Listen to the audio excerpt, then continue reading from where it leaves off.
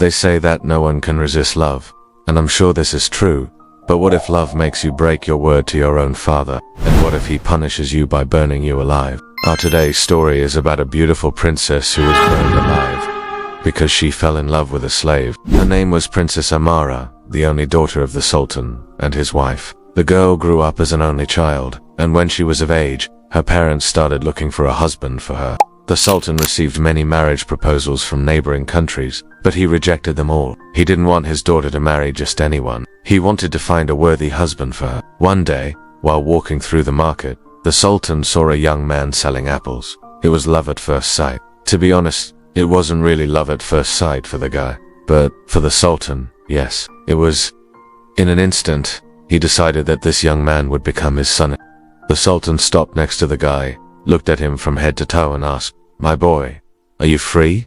The guy was shocked. He couldn't believe that the Sultan was talking to him, and even more so, asking him if he was free. "Yes, I'm free," the young man answered timidly. The Sultan continued, "I have a proposal for you, but it's very important. Are you ready for it?" The young man nodded his head, not knowing at all what awaited him. The Sultan invited the guy to the palace, and there he introduced him to his daughter, Princess Amara.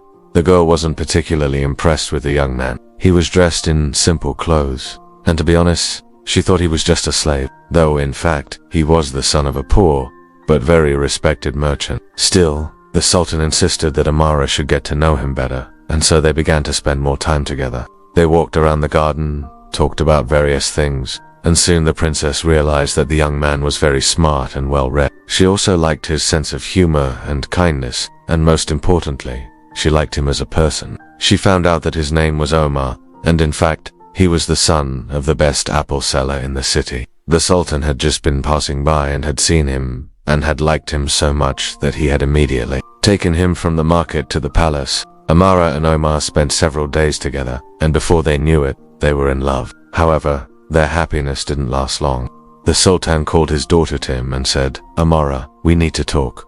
"What's wrong, father? Is everything okay?" The princess asked. "Why did you invite that slave to the palace again?" The Sultan shouted angrily. "But, father, it was you who invited him. You said that you wanted me to get to know him, and now you yourself are scolding him." Amara said, "Who do you think you're talking to? Do you know who I am? Do you know what power I have? Your place is to obey me and do as I say. Do you hear me, girl?" The Sultan yelled at her. "You will never marry that slave. Did you understand?" "No, father, I don't want to marry anyone else but him. I'm sorry, but I can't do as you say," Amara replied. The Sultan slapped his daughter across the face. He couldn't believe that she would dare to disobey him. How dare you talk back to me? You'll regret it," the Sultan screamed. Then he took his sword and began to cut off the girl's hair. She cried out in pain and fear, but the Sultan didn't stop. He kept cutting until her hair was completely shaved off her head.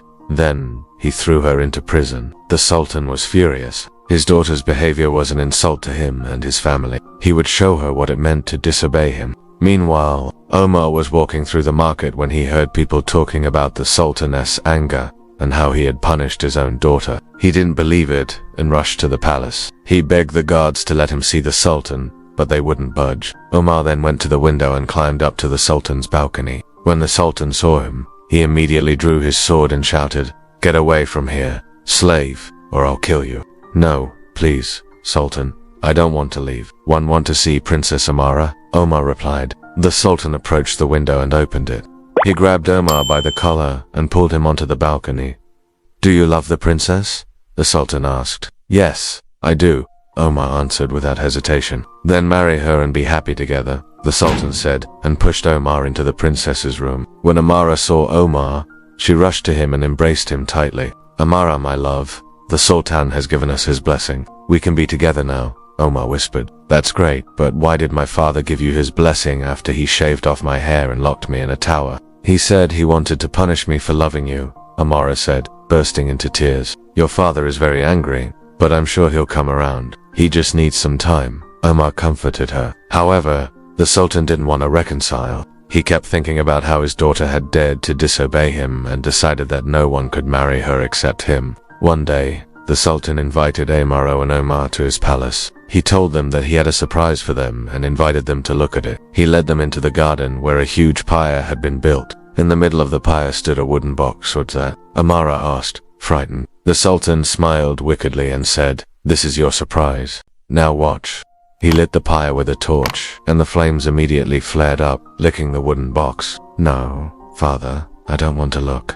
Please, don't do this," Amara cried. But the Sultan kept watching intently, enjoying the spectacle. When the box caught fire, Omar suddenly rushed forward and opened it. Inside was a small bird that had been put there. It fluttered its wings, trying to free itself from the flames. "Don't touch it, Omar. The Sultan wants to burn us alive," Amara cried. But Omar was already holding the bird in his hands. He took it out of the box and covered it with his cloak. "Thank you for your kindness, Omar, but now the Sultan will definitely kill us," Amara said sadly. "He won't do anything. I promise you that," Omar replied mysteriously. The Sultan watched as Omar took the bird out of the box. He couldn't believe his eyes. No one had ever dared to defy him. But this slave was not only defying him, he was doing it right in front of his face. The Sultan felt a surge of anger, but then something strange happened. The bird flapped its wings and flew onto the Sultan's shoulder. It cooed softly and nuzzled against his cheek. The Sultan froze. He couldn't move or speak. He just stared at the bird in disbelief. After a moment, the bird flew off the Sultan's shoulder and landed on Amara's hand. It cooed again and rubbed against her fingers. Then it flew around the room a few times and landed on the windowsill. It looked at the lovers and flew away. The Sultan couldn't take his eyes off the spot where the bird had been sitting. He didn't understand what was happening. What did the bird mean? Was it a good sign or a bad one? Amara and Omar looked at each other. They didn't know what to do. Suddenly, the Sultan spoke. His voice was barely a whisper. "What did the bird mean?" he asked. "I think it's a sign from God," Amara said. "A sign that what we have is real love, a love that no one can break," Omar added. The Sultan looked at his daughter and he saw the love in their eyes and realized that he couldn't do anything to separate them. He sighed and said, "You're right. I'm glad you're happy together. I bless you and wish you a lifetime of happiness." The Sultan embraced his daughter and then Omar. He was so happy that they were going to be together. From that day on, the Sultan loved Omar as his own son, and Amara and Omar lived happily ever after.